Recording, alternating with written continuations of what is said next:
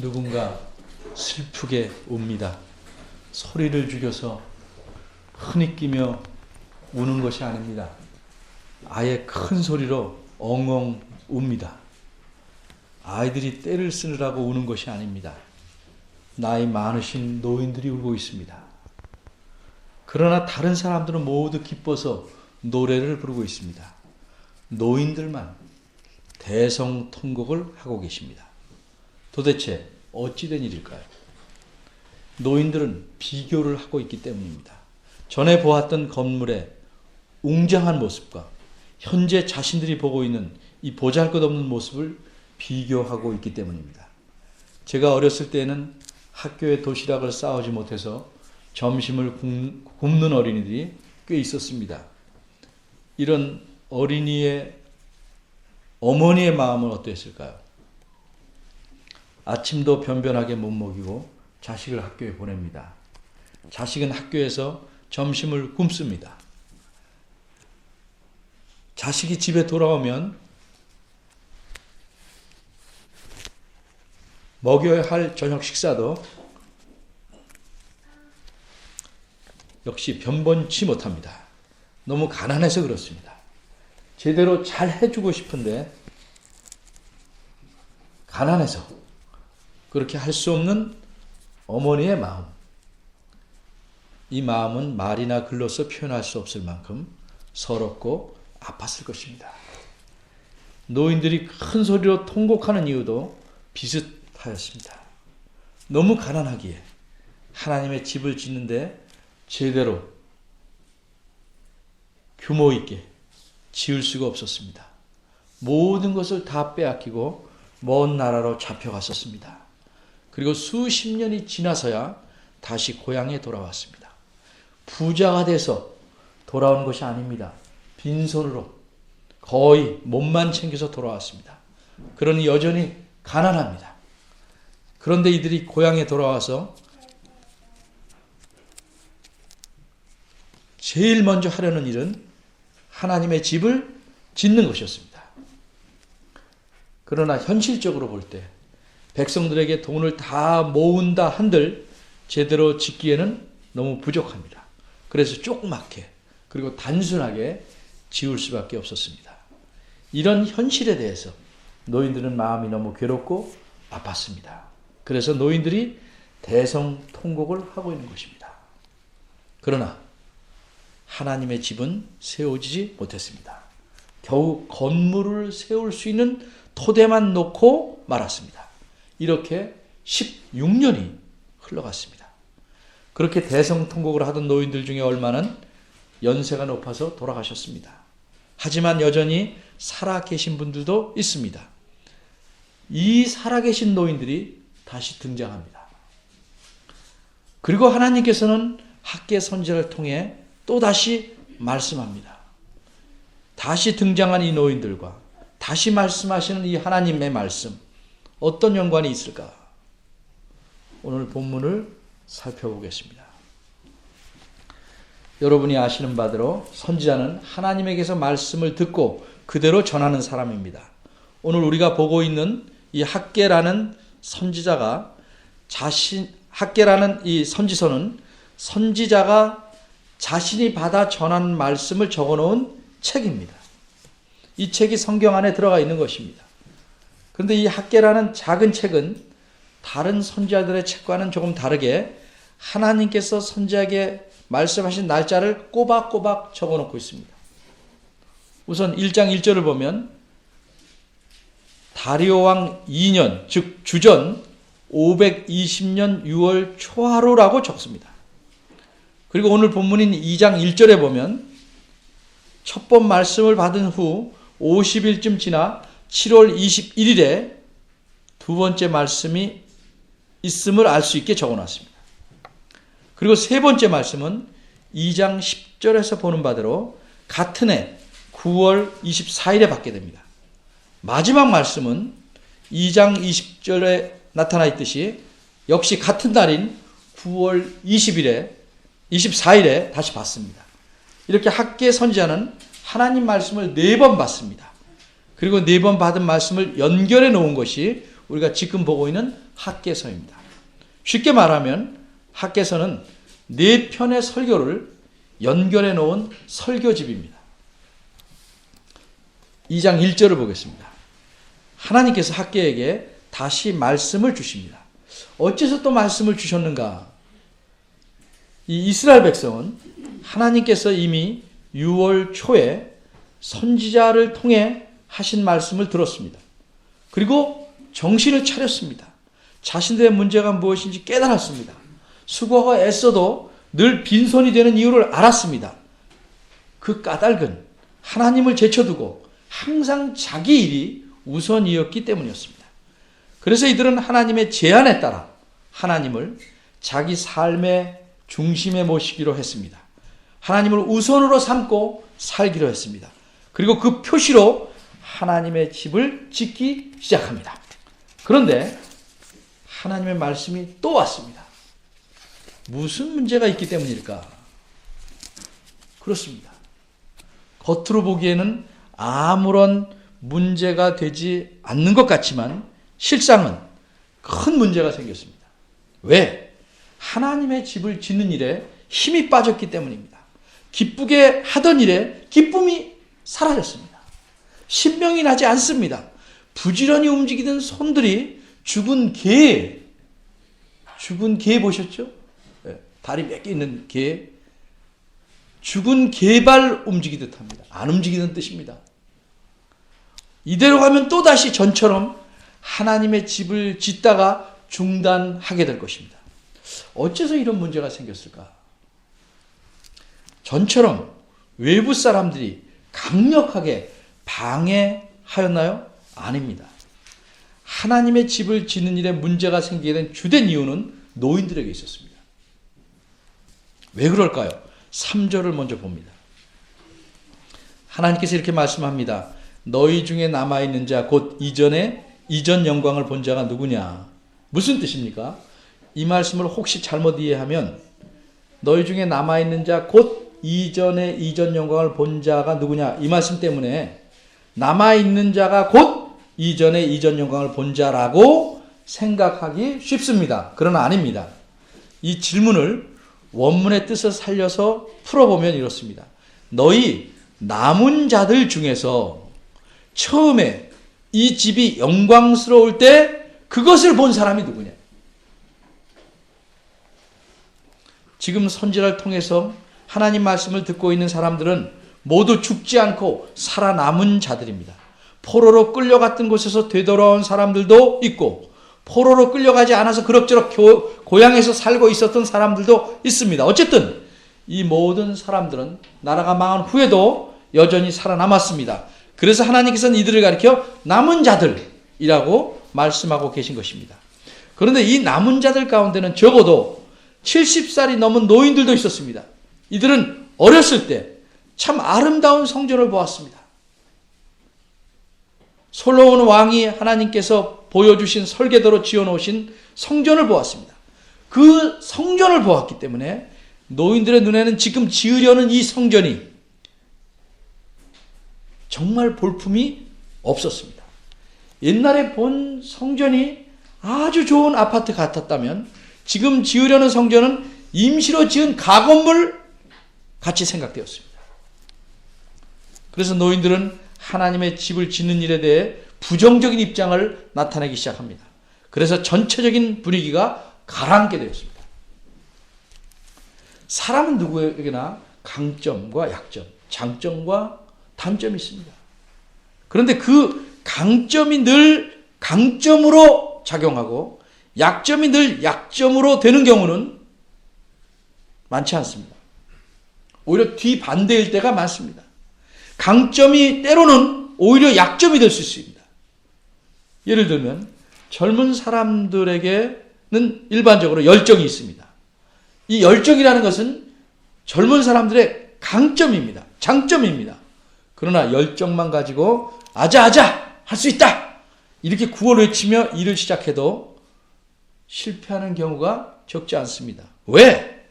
열정은 필요하지만 열정만으로 안 되는 일도 많기 때문입니다. 반면에 노인들은 경험이 풍부합니다. 이게 강점입니다. 하지만 이것이 약점이 될 수도 있습니다. 왜냐하면 사람이 어떤 일을 직접 경험한다고 해도 그 일이 단순한 것이 아니라면 자신이 경험하는 일의 모든 면을 동시에 다 경험할 수는 없기 때문입니다. 사람의 경험이라는 것은 제한적이어서 어떤 일을 하든지 대부분 부분적으로만 경험할 수밖에 없습니다. 따라서 자신이 겪은 제한적이고 부분적인 경험을 경험했다는 사실 하나에 매여서 모든 걸 다 아는 것처럼 생각하는 것이 큰 착오입니다. 그래서 자기 경험에 비추어서 모든 일을 다 아는 듯 판단하려고 하는 것은 지혜롭지 못한 겁니다. 어떤 노인이 내가 그거 다 해봤어, 내가 전에 다 가봤어 하면서 그건 안 된다 또는 좋지 않다라고 말하면 젊은 사람들은 더 이상 일을 하기가 쉽지 않습니다. 노인이 이렇게 버티는데 어찌 하겠습니까? 해봤대는데. 그래서 때로는 경험 많은 노인의 부정적인 말씀은 열정만 갖고 설치는 젊은이의 열정만큼이나 해로울 수 있습니다. 어쨌든 첫 성전을 본 노인들의 시큰둥한 반응 때문에 하나님의 집을 다시 지으려는 백성들은 바람 빠진 풍선처럼 되고 말았습니다. 어떻게 이 위기를 헤쳐나갈 수 있을까? 누가 이 위기를 이기고 앞으로 나갈 수 있을까? 뾰족한 방법도 없고 그럴 만한 사람도 없는 듯 보입니다. 어찌할 도리가 없습니다. 시간이 갈수록 더 어려워질 듯합니다. 사기는 꺾였고 마음은 처졌습니다. 총독도 어쩔 수 없고 대제사장도 어쩔 도리가 없었습니다. 왜? 그들 자신도 가라앉아 버렸습니다. 백성 전체가 깨진 선박처럼 무기력의 바닷속으로 가라앉고 말았습니다. 그래서 하나님께서 나서신 겁니다. 왜 나서셨습니까? 손에 힘이 빠진 지도자와 백성들에게 용기를 북돋아 주시기 위해서입니다. 그래서 하나님께서는 자신의 뜻을 선자로 하여금 전하게 하십니다. 힘이 빠진 자들에게 여러분은 어떻게 용기를 북돋아 주시겠습니까? 호통을 치겠습니까? 자존심을 건드려서 오기가 생기게 하겠습니까? 아니면 차근차근 설득하시겠습니까? 하나님께서 이들을 어떻게 격려하셨는지 보겠습니다. 2절입니다. 이 구절은 너는 누구누구에게 고하라, 고하여 이르라 이렇게 되어 있습니다. 명령조처럼 들립니다. 그러나 원어를 보면 이 구절은 부탁하는 말씀입니다. 부탁하는 말씀으로 이렇게 시작합니다. 너는 부디 말해주길 바란다. 마치 사정하는 듯이 말합니다. 부디 말해주길 바란다. 선지자이므로, 학계는 선지자이므로 당연히 하나님 말씀을 전할 터인데도 부디 꼭 말해달라 이렇게 부탁하십니다. 왜 그랬을까요? 이렇게 부탁하신 데서 우리는 하나님의 심정을 알 수 있습니다. 예를 들어 여러분이 정말 믿을 만한 사람을 통해서 그러니까 인편으로 선물을 부모님께 전달한다고 할 때 어떻게 말합니까? 잘 좀 전해주시기 바랍니다. 이렇게 말하지 않습니까? 그럼 그렇게 말하는 이유는 무엇입니까? 그 사람이 중간에 전하지 않을까 봐 그럴까요? 그렇지 않습니다. 이 선물을 부모님이 받으시기를 정말로 바라기 때문에 그렇게 말하는 겁니다. 이와 비슷하게 하나님께서 선지자에게 부디 말해달라라고 부탁하신 것은 선지자를 못 믿어서가 아닙니다. 하나님 자신의 말씀을 백성들이 잘 듣기를 바라십니다. 그렇게 들어서 용기를 얻어서 다시 부지런히 일하기를 바라시기 때문입니다. 이처럼 하나님은 자기 백성이 힘 빠진 채 있기를 원치 않고 거기서 벗어나서 하나님 말씀을 통해서 다시 용기를 내기를 간절히 바라셨습니다. 그럼 하나님은 누구에게 자기 말씀을 전하라고 하셨을까? 역시 2절을 봅니다. 물론 백성들입니다. 그러나 백성들뿐만 아니라 유다 총독인 스룹바벨과 대제사장 여호수아에게도 말씀을 전하게 하셨습니다. 왜? 이들마저도 힘이 빠져 용기를 잃었기 때문입니다. 지도자들이 이 정도니 백성들은 오죽하겠습니까? 그만큼 솔로몬 성전을 보았던 노인들의 경험, 그 영향이 크게 작용했던 것입니다. 그럼 하나님께서 백성들을 격려하기 위해 하신 말씀의 내용은 무엇일까요? 이 내용은 3절부터 9절까지입니다. 그런데 오늘은 3절과 4절만 설명하겠습니다. 다시 3절입니다. 이 구절에서 하나님은 세 가지를 질문하십니다. 이전 영광을 본 자가 누구냐? 어떻게 보이느냐? 너희 눈에 보잘 것이 없지 아니하냐? 이렇게 세 가지를 묻습니다.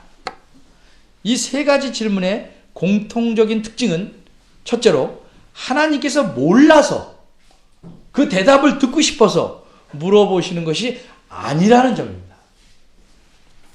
바꿔 말하면 하나님은 누가 그 웅장하고 아름다운 솔로몬 성전을 보았는지 다 알고 계십니다. 그리고 하나님은 그 성전을 보았던 노인들이 지금 지으려는 성전을 어떻게 생각하고 있는지도 다 아십니다. 그 노인들이 지금 지으려는 성전이 과거의 솔로몬 성전에 비하면 정말 보잘것없다 이렇게 생각하는 줄도 아십니다. 그런데도 이렇게 물어보시는 것은 내가 너희들의 생각과 속상함을 다 알고 있다. 그러니 더 이상 염려 말고 내 말대로 하면 좋겠다는 뜻을 드러내시기 위함입니다. 바꿔 말하면 속상함으로 기운이 빠진 이들을 위로하고 격려하시기 위해서 내가 너희 마음을 다 안다. 그래서 격려하라고 한다. 이런 뜻에서 물으신 겁니다. 이 세 가지 질문에서 두 번째 공통적인 특징은 모두 보는 것과 눈과 연관이 되어 있다는 점입니다. 본 자가 누구냐? 어떻게 보이냐? 너희 눈에 보잘것이 없지 않냐? 다 보는 것, 눈과 연관이 되어 있습니다. 이 사람들의 문제점은 과거의 솔로몬 성전을 보고 지금 현재 지으려는 성전을 보고 있는 것입니다. 그리고 현재의 성전에 대해서 눈에 보이는 대로 판단한 것입니다. 엄밀히 말하면 이분들은 현재의 성전을 보잘것없다고 조차 생각하지도 않았습니다. 이것이 너희 눈에 보잘것이 없지 아니하냐를 직역하면 이것이 너희 눈에 아무것도 아니지 않냐? 이런 표현입니다. 아예 이분들은 지금 짓기 시작한 성전을 아무것도 아닌 것이다 생각했습니다. 보잘것없는 정도가 아니라 아무것도 아니다. 무가치하게 여겼습니다. 이렇게 생각하는 나이 많으신 분들의 생각을 하나님은 정확하게 아시고 물으신 겁니다. 이처럼 이들의 문제점은 보이는 겉모습만 보고 모든 것을 판단해버린 데서 온 것입니다. 그래서 이들은 기운이 빠졌고 다른 사람들마저 힘이 빠져서 일을 할 수 없게 만든 것입니다. 그래서 하나님은 친히 사람들을 격려하십니다. 4절입니다. 하나님께서는 총독인 스룹바벨을 부르십니다. 스룹바벨아 이렇게 부르십니다. 대제사장 여호수아도 부르십니다. 모든 백성도 부르십니다. 이렇게 부르시면서 일일이 부르시면서 스스로 굳세게 할지어다 라고 말씀합니다.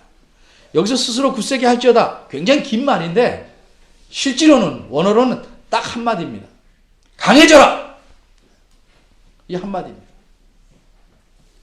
강해져라 하는 명령입니다. 따라서 4절의 핵심을 정확히 말하면 이제는 그렇게 있지 말고 이제는 강해져라 스룹바벨아.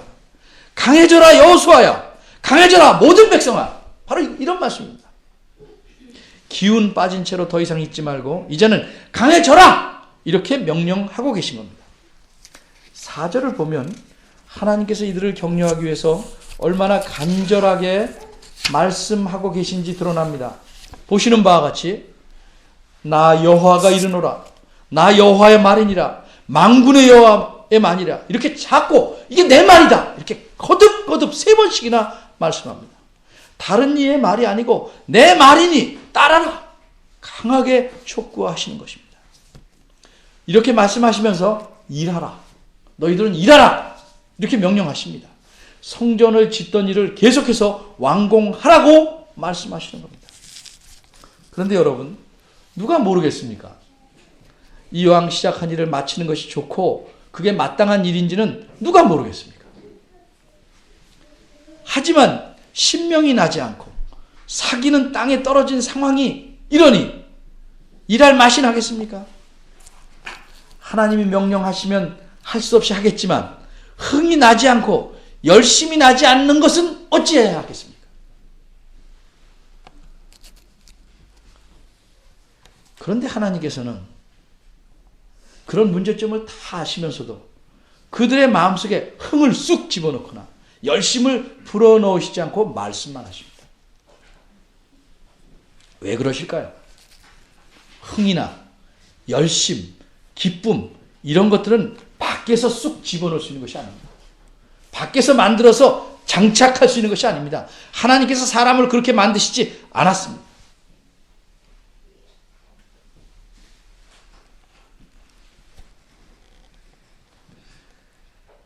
그러기에 하나님은 이들이 스스로 혼이 나고 열심을 내게 하려고 격려하시는 겁니다. 어떻게 하실까? 그들에게 중요한 사실을 깨닫게 하심으로 그렇게 하시는 겁니다. 우리가 흔히 이렇게 말합니다. 마음 먹기에 달렸다. 마음을 달리 먹으면 이제껏 싫던 일도 할 만한 일이라고 생각하고 부지런히 할 수 있기 때문입니다. 그런 경우가 적지 않습니다. 그런데 그렇게 마음을 바꿔 먹기가 정말 힘들죠. 어떻게 마음을 바꿔 먹을 수 있을까? 그것은 언제나 진리를 깨닫는 데서 오는 것입니다. 그러기에 하나님은 그들에게 진리, 진실을 알려주십니다. 그것이 뭡니까? 하나님의 생각이요, 하나님의 판단입니다. 이것이 그들에게 필요한 진리요, 진실이었습니다. 그래서 하나님은 그들에게 자신의 생각, 자신의 판단을 알려주십니다. 하나님께서는 지금 이들이 짓고 있는 성전을 어떻게 생각하시는가? 그걸 알려주십니다. 예를 들어서 아이가 부모님께 선물을 하려는데 돈은 적어서 겨우 양말 한 켤레 사서 저 겨우 예쁘게 포장해서 드리면서 굉장히 죄송해합니다. 근데 부모님은 그 선물을 받자마자 그것이 무엇인가는 채 열어보지도 않고 선물했다는 사실만으로 아주 좋아하시고 기뻐하십니다. 아이는 선물 자체, 선물이 무엇인가에 신경 썼지만 부모님은 선물했다는 사실에 신경 쓰고 있는 것입니다. 노인들의 영향으로 유대 백성들은 보이는 사실에만 눈을 고정했습니다. 그러니 짓는 건물이 너무 초라하고 따라서 힘이 빠지게 되었습니다. 그런데 하나님은 이들로 하여금 보이지 않는 사실, 보지 못하는 사실에 눈을 돌리게 하십니다. 그것이 무엇입니까? 그 사실이 무엇입니까? 그것은 성전의 의미에 관한 것입니다. 하나님께서 하신 말씀 가운데 두 가지 표현을 살펴보겠습니다. 첫째는 3절에 나온 이전 영광이라는 표현입니다. 이전이란 이 집입니다. 지금 짓고 있는,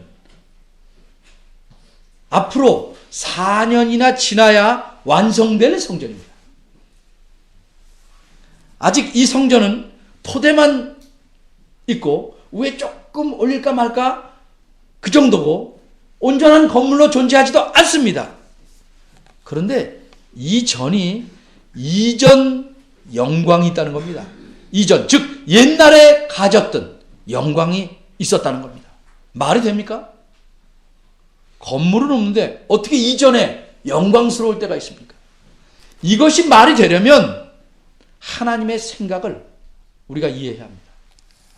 하나님의 생각에서는 솔로몬 성전이나 지금 성전이나 같은 겁니다. 어째서 그럴까요? 성전이란 하나님의 함께 계시는 상징물이기 때문입니다. 상징물이기 때문에 그것이 크든 작든 화려하든 초라하든 웅장하든 조그마하든지 하나님께서 인정하신 한 다 똑같은 겁니다.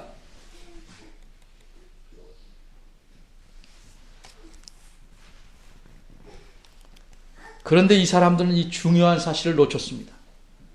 그러기에 건물의 초라함을 보고 힘이 빠진 것입니다. 그러나 하나님의 생각은 다릅니다. 모든 성전은 같습니다.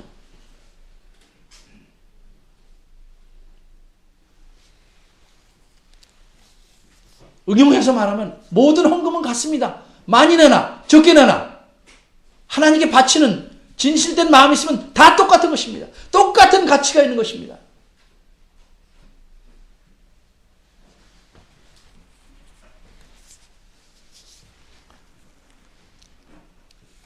하나님께서는 솔로몬 성전의 웅장하고 화려함을 이전에 가졌던 영광이라고 말씀합니다. 하나님이 그렇게 생각하신다는데 누가 의를 달고 토를 달겠습니까? 사람들은 자주 보이는 것에 의미를 두거나 집착합니다. 그러나 하나님은 보이는 것들보다 보이지 않는 의미를 더 중요하게 여기십니다. 두 번째 표현은 4절 뒷부분에 나오는 표현입니다. 즉 내가 너희와 함께 하노라는 말씀입니다. 방금 전에 말씀드린 대로 성전은 혹은 그 전에 성막은 마찬가지입니다. 하나님이 함께 하신다는 사실을 나타내는 상징물입니다. 그러기에 하나님께서 인정하시는 한 성전의 모양이나 규모나 화려함 이런 외적인 요소들이 중요한 것이 아니고 성전이 존재한다는 사실 그것이 중요합니다. 하나님은 이 사람들의 모든 형편을 다 아십니다. 그런데도 이들에게 추수해야 할 아주 바쁜 시기에 하나님의 전을 건축하라고 학개서 1장 8절에 촉구하셨습니다. 왜? 이들로 하여금 하나님을 제일로 여기도록 하나님을 중심으로 살아가도록 하시기 위한 조처였습니다. 그렇게 해서 그들에게 복을 주시기 간절히 원했기 때문입니다.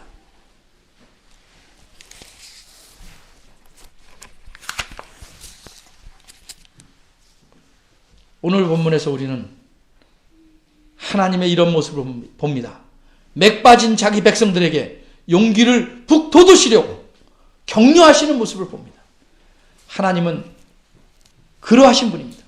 하나님은 때로 질책도 하고 노여워도 하시고 무섭게 우리를 다루시기도 하지만 필요할 때는 용기를 북돋고 격려하시는 분입니다. 하나님은 자기 백성의 형편과 생각을 속속들이 아시기에 그들에게 알맞은 효과적인 방법으로 격려하십니다. 이들은 하나님 말씀에 순종해서 하나님을 우선으로 모시고 살겠다는 표현으로 하나님의 집을 짓기 시작했습니다. 그런데 어쩌다가 건물 자체에 눈이 쏠려서 마음에 힘이 빠졌습니다. 이들은 그 건축하는 일 자체가 가진 의미를 놓쳤습니다. 그 건물이 갖는 상징적 의미를 잊었습니다. 그래서 힘을 잃었습니다. 그러자 하나님께서 말씀을 통해 이들을 격려하십니다. 오늘날에도 이렇게 하실까요? 격려하시는 건 마찬가지입니다. 그러나 여러분이 누누이 들어서 알고 계시듯이 오늘날에는 옛날처럼 그런 식으로 성전을 지어서 하나님을 중심으로 산다는 것을 표현하게 하시지 않습니다.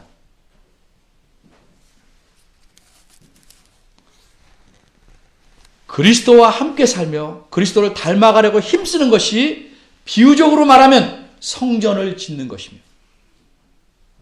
따라서 하나님 중심으로 사는 것이기 때문입니다. 그런데도 우리는 종종 힘이 빠지게 됩니다. 왜? 보이는 사실에 시선을 고정하기 때문입니다. 내가 그리스도를 닮아가려고 애쓰는데 뭔가 그래서 하는데 좋은 일이 생기지 않는다고 속상하게 됩니다. 그러나 여러분 잊지 마십시오. 오히려 하나님 중심으로 살려고 하면 더 가난해질 수도 있습니다. 더 어렵고 힘들 수도 있습니다. 하는 일들이 더 꼬일 수도 있습니다. 천국에서 그렇게 살려고 하면 모든 게 풀리지만 이 세상에서는 역현상이 많이 일어날 수밖에 없습니다. 그러면 하나님 중심으로 살려는 삶을 멈춰야겠습니까? 중요한 사실을 놓치면 가끔씩 우리도 모르게 멈추게 됩니다. 그러나 여러분 생각해 보십시오. 진정한 삶이란 무엇일까? 하나님께서 기뻐하시고 원하시는 삶이란 어떤 것일까? 먹을 것과 누릴 것 있고 그리고 세상의 성공이 주는 성취감으로 만족하는 그런 삶이 참된 삶일까요? 아니면 매 순간 때론 힘들고 어렵지만 하나님과 함께 살아가는 삶을 추구하는 것이 진정하고 값진 삶일까? 그게 아니겠습니까? 예수님은 분명히 말씀하셨습니다. 너희는 먼저 하나님 나라와 그의 의를 구하라. 왜 이렇게 말씀하셨나요? 그것이 진정한 삶을 살아가는 유일한 방법이기 때문입니다. 예수님 말씀대로 그렇게 살려고 힘쓰는 우리는 끊임없이 하나님에게 격려를 받을 것입니다. 세상 사람들은 전혀 알지 못할 위로와 격려를 받게 될 것입니다. 그런데 어떻게 받습니까? 선지자가 전한 하나님 말씀을 통해 하나님의 격려가 왔듯이 하나님 말씀인 성경을 읽고 깨달음으로써 하나님의 격려를 얻는 것입니다. 하늘에서 직접 오지 않습니다. 가진 것이 없어도 유명하게 되지 않아도 잘나지도 않아도 우리는 굳세고 당당할 수 있습니다. 어떻게? 하나님이 함께 하시기 때문입니다.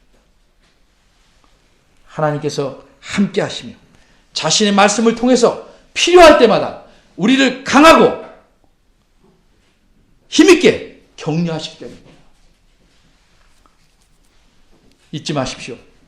하나님을 모든 일에 우선으로 삼고 살아가는 자에게 언제나 이와 같은 강하고 따뜻한 격려를 하신다는 사실을 기도하겠습니다.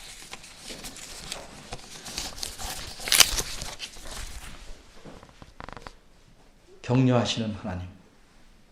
그러나 불행하게 저희는 가물에 콩나듯이 하나님의 격려를 잘 받지 못합니다. 무엇이 문제인지 돌아보게 하시옵소서. 우리 삶이 어디에 그 중심을 두고 있는지, 무엇에 초점을 맞추고 있는지 살펴보게 하시옵소서. 내 삶이 무엇으로 바쁘고 무엇을 허덕이고 있는지 돌아보게 하시옵소서. 힘들고 어렵고 바쁜 삶 가운데서도 하나님의 격려로 참으로 여유 있고 세상이 알지 못하는 평안과 감사를 누리며 살기를 원하오니 주여 저희를 긍휼히 여겨 주시옵소서. 어린아이부터 노인에 이르기까지 모든 사람이 하나님의 격려 속에서 감사함으로 살아가는 생활을 하기를 원하시는 하나님, 저희를 도우소서.